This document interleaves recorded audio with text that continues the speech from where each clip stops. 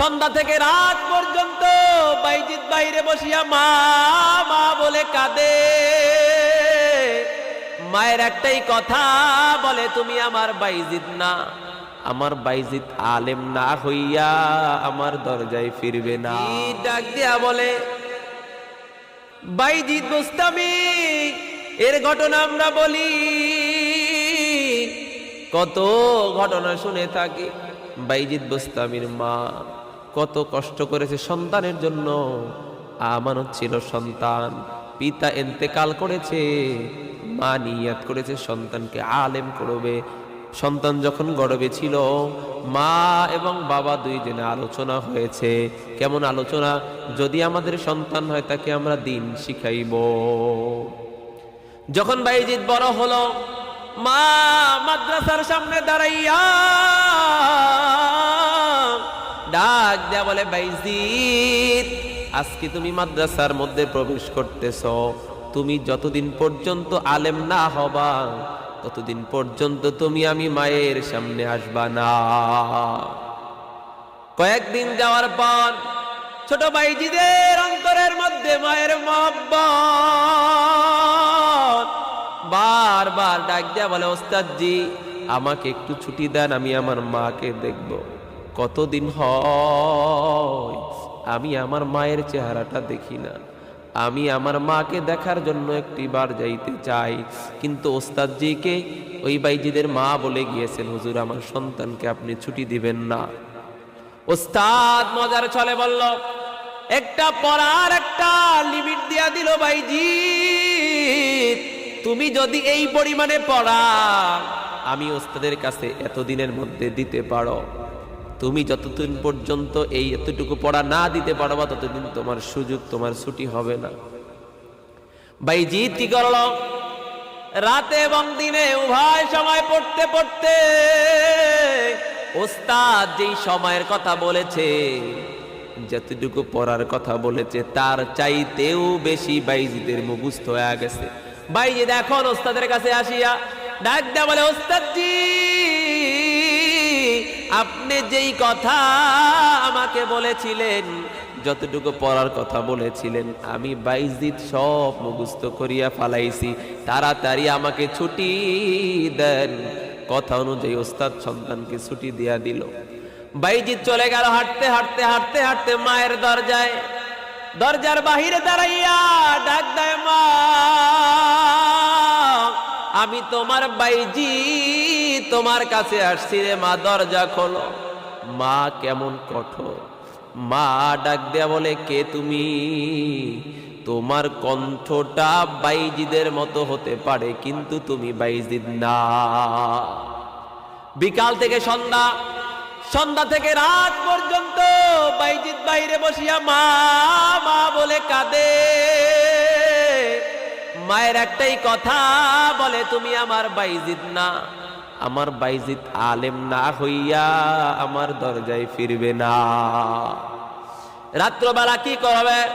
বাইজিদ হাঁটতে হাঁটতে আবার মাদ্রাসায় চলে গেল। যেই ওস্তাদকে বলে, ওস্তাদজি আমার মায়ের সামনে গিয়েছিলাম, দরজায় গিয়েছিলাম, আমার মা দরজা খুলে নাই, বরঞ্চ একটাই কথা বলেছে, আমার বাইজিদ আলেম না হইয়া আমার কাছে ফিরবে না। বাইজিদ এই থেকে লেখাপড়া শুরু করলো। লেখাপড়া অধ্যয়ন করতে করতে করতে যখন এলেমের একদম শেষ পর্যায়ে চলে গেল, যেদিন পাগড়ি দেওয়ার কথা পাগড়ি দিয়া দিবে, ওস্তাদ বলে, ও বাইজিদ তুমি তো আলেম হইয়া গেছো, আগামী কালকে তোমাকে আলেমের পাগড়ি পরায়া দিব। রাত্রবেলা যখন ওস্তাদ ঘুমাইয়া গেল, ঘুমের মধ্যে পয়গম্বর আরবি সাল্লাল্লাহু আলাইহি ওয়াসাল্লাম আসিয়া ওস্তাদকে ডাক দেয়া বলে, ওস্তাদজি বাইজিদকে আগামী কাল একটা পাগড়ি পড়াইবা না, বাইজিদকে দুইটা পাগড়ি পড়াইবা, একটা হলো ইলমে আর একটা হলো খেলাফতে। বাইজিদকে খেলাফত দিয়া দিবা, বাইজিদকে আলেমের সার্টিফিকেট দিয়া দিবা। এই কথা শোনার পর পরের দিন যখন বাইজিদ পাগড়ি নিয়ে বাড়ির দিকে রওনা দিল, দরজায় যাইয়া ডাক দেয়, মা আমি তোমার আলেম বাইজিদ তোমার দরবারে হাজির। মা দরজা খুলিয়া দিল, উঠিয়া দেখতেছে মা বিছানায় পড়ে গেছে, মা রোগাক্রান্ত। মাকে জড়াইয়া ধরলো, মা বাইজিদকে জড়ায় ধরলো, এগাল গালে চুমা খায় আর চোখের পানি ডালাইয়া ডাক দেয়া বলে, ও মালিক, আমি ওয়াদা করেছিলাম, আমানত ছিল বাইজিদকে আলেম বানাইব। বাইজিদ তো আজকে আলেম হইয়া গেছে।